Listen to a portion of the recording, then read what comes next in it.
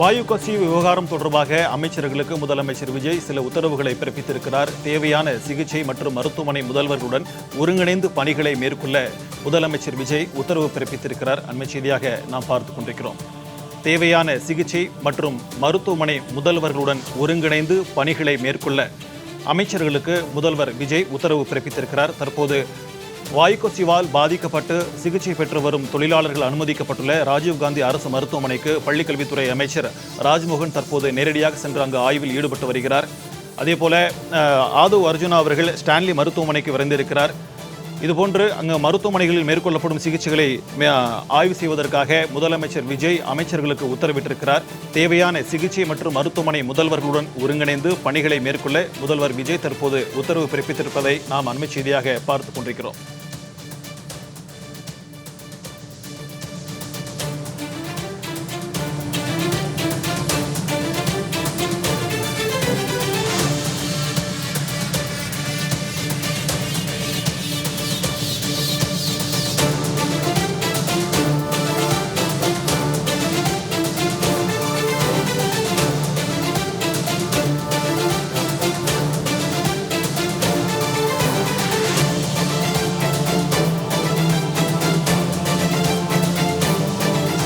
மருத்துவர் ஜான் அசோக் அவர்கள் தற்போது நம்மிடையே தொலைபேசி வாயிலாக இணைந்திருக்கிறார். அவரிடம் பேசலாம். சார் வணக்கம்.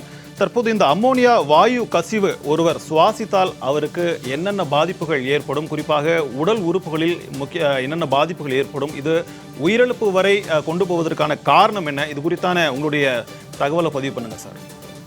கண்டிப்பாங்க. இப்போ அம்மோனியா அப்படிங்கிற வாயு கண்டிப்பாக இந்த ஃபுட் இண்டஸ்ட்ரின்னு சொல்லக்கூடிய இந்த மீன், இறால் பண்ணைகள் மற்றெல்லாம் ரெஃப்ரிஜரேஷன் இண்டஸ்ட்ரியில் சொல்லக்கூடிய இதில் எல்லாம் யூஸ் பண்ணுறாங்க.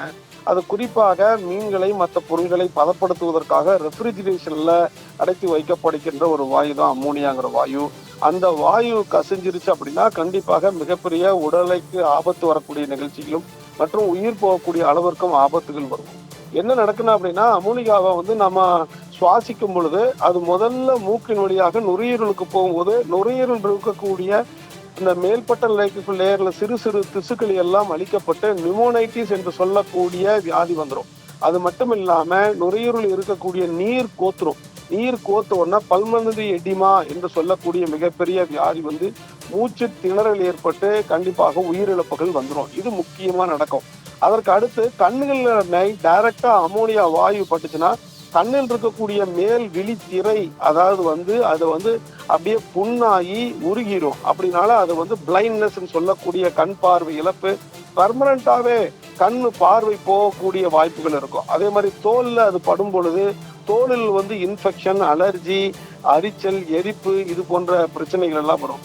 குறிப்பா இதுல எல்லாம் முக்கியமா வரக்கூடியது என்னன்னா அப்படின்னா நுரையீரல் இருக்கக்கூடிய சுவாசிக்கக்கூடிய பிரச்சனைகளும் அதனால் இருக்கக்கூடிய மூச்சு அடைப்பும் உயிரிழப்பும் தான் அதிகமா வருவதற்கு வாய்ப்பு இருக்கு. சார், அப்படி நீங்க சொல்றது பாத்தீங்கன்னா இது முழுமையா ரெக்கவர் ஆகிறதுக்கு பதிலாக ஒரு பெர்மனன்ட் டிசபிலிட்டிஸ் தான் இந்த பாதிப்பு உருவாக்குமா சார்? நீங்க குறிப்பா சொல்லிக்கிறீங்க பெர்மனன்ட் பிளைண்ட்னஸ் வரதுக்கு வாய்ப்பு இருக்கு அப்படின்னு சொல்லிக்கிறீங்க. அப்புறம் தோல்ல இன்ஃபெக்ஷன் வரக்கூடிய ஒரு பாதிப்பும் ஏற்படும் சொல்லியிருக்கிறீங்க. இது கியூர் ஆகிறதுக்கு ரொம்ப நாட்கள் ஆகும் இல்லைங்களா? சரியா புரியல. என்ன சார் கேள்வி கேட்குறீங்க? சார், இப்போ இந்த அம்மோனியா வாயு பாதிப்புனால முழுசா ரெக்கவர் ஆகிறதுக்கு வாய்ப்பு இருக்கா? ஒரு பாதிக்கப்பட்ட ஒருத்தர் முழுசா ரெக்கவர் ஆக முடியுமா? ஏன்னா நீங்க சொல்லிக்கிறீங்க கண் விழித்திரை பாதிக்கப்படும், இதனால பெர்மனண்டான ஒரு பிளைண்ட்னஸ் உருவாகும்னு சொல்லிக்கிறீங்க. அப்புறம் தோல் இன்ஃபெக்ஷன் ஏற்பட வாய்ப்பு இருக்குன்னு சொல்றீங்க. ஸோ இதெல்லாம் பார்த்தோம்னா ஒரு நிரந்தரமான ஒரு பாதிப்பு தான் ஏற்படும் இல்லைங்களா?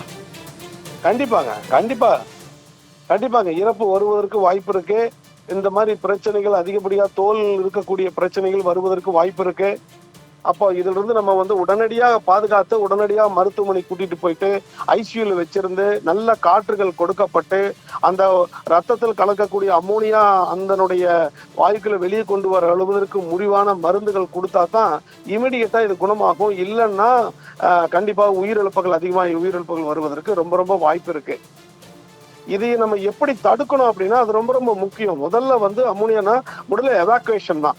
இமீடியட்டா கேஸ் லீக் ஆச்சு அப்படின்னா உடனே ஜன்னல் எல்லாம் வந்து திறக்கப்படணும், கதவுகள் எல்லாம் திறக்கப்படணும்.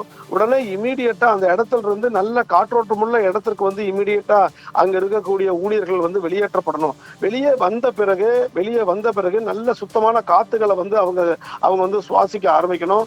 அதற்கு அடுத்தபடியாக இமீடியட்டா ட்ரையேஜ்னு சொல்லக்கூடிய அந்த முறைப்படி யார் யாருக்கெல்லாம் உதவிகள் தேவைப்படுது இமீடியட்டா ஐசியூல அட்மிட் பண்ணணும், இல்லைன்னா குளுக்கோஸ் போடணும், இல்லைன்னா ஆக்சிஜன் கொடுக்கணும், நல்ல இந்த டெக்கட்ரான் சொல்லக்கூடிய நல்ல உயிர்காக்கும் மருந்துகள் கொடுக்கணும். இந்த மாதிரி இமீடியட்டா கொடுக்க நம்ம ஆபத்தில் இருந்தும் இந்த கஷ்டத்துல இருந்தும் நம்மளை பாதுகாக்க முடியும்.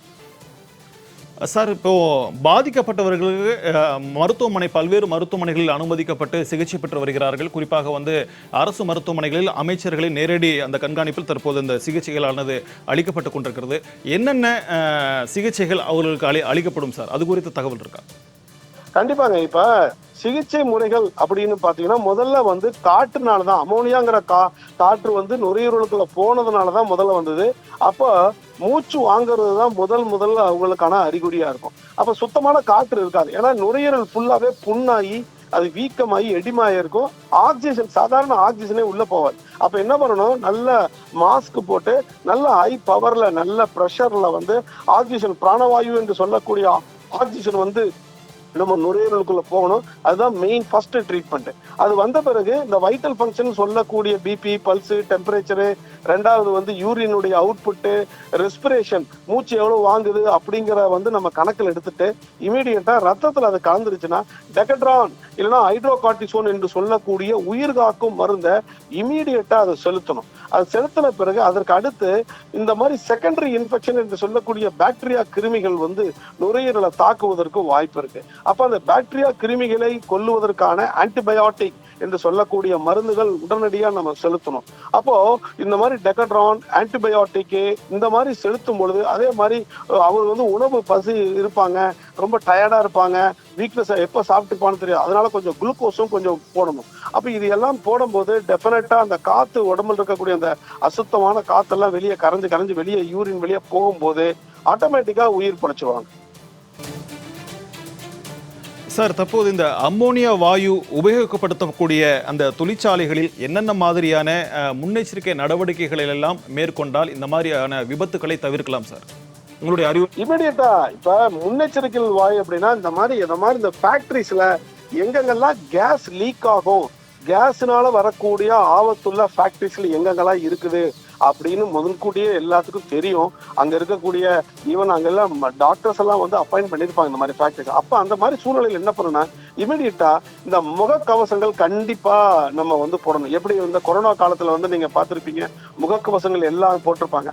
அதுல குறிப்பா இந்த மாதிரி நல்ல பவர்ஃபுல்லான நல்ல குவாலிட்டியான முகக்கவசங்கள் N95 என்று சொல்லக்கூடிய முகக்கவசங்கள் கண்டிப்பாக போட்டோம்னா டெஃபினட்டா அதுல இருந்து ஆபத்தலாம். அது ஒண்ணு. ரெண்டாவது வந்து இந்த மாதிரி நல்ல வென்டிலேட்டட் ஏரியா இருக்கணும். அங்க நல்ல இப்ப சப்போஸ் கேஸ் லீக் ஆகுது அப்படின்னா அடைக்கப்பட்ட ரூம் மாதிரி ஒரு ஜன்னலை திறக்க வைக்காத முடியாத மாதிரிலாம் இருக்கக்கூடாது. இமீடியட்டா அந்த மாதிரி கேஸ் லீக்னா வென்டிலேட்டட் ஏரியா அந்த மாதிரி ஜன்னல் எல்லாம் இமீடியட்டா திறந்து விட்டுட்டு அந்த கேஸை வெளியே போகக்கூடிய அளவுக்கு நம்ம பண்ணணும். ஜன்னல்கள், கதவுகள் எல்லாமே திறக்கப்படணும். அதற்கு அடுத்து வந்து இமீடியட்டா அந்த இடத்த விட்டு விலகணும். அதான் ரொம்ப ரொம்ப முக்கியம். எங்க கேஸ் லீக் ஆகுதோ அந்த இடத்த விட்டு நம்ம விலகும் போது அந்த அமோனியா வாயு நம்ம மேல இன்ஹேல் பண்ணாம அது சுவாசிக்காக முடியாதபடி நம்ம வந்து பாதுகாத்துக் கொள்ளலாம். இதுதான் ரொம்ப முக்கியம். அதற்கு அடுத்து ரொம்ப சப்போஸ் அமோனியா பட்டுச்சு அப்படின்னா டைம் வேஸ்ட் பண்ணக்கூடாது. டக்குனு இமீடியட்டா நல்ல தண்ணிகள் எடுத்து முகத்தை கழுவுறதும் அந்த தோலில் வந்து முகத்தை தண்ணீரால தொடச்சி எடுப்பதும் இமீடியட்டா பண்ணணும். இதெல்லாம் யாரு பண்ணணும்னா ஆபத்து இல்லாதவங்க, மூச்சு வாங்கி திணறிட்டு இருக்கிறவங்க இதெல்லாம் பண்ண முடியாது. அதுக்கெல்லாம் டைம் இருக்காது.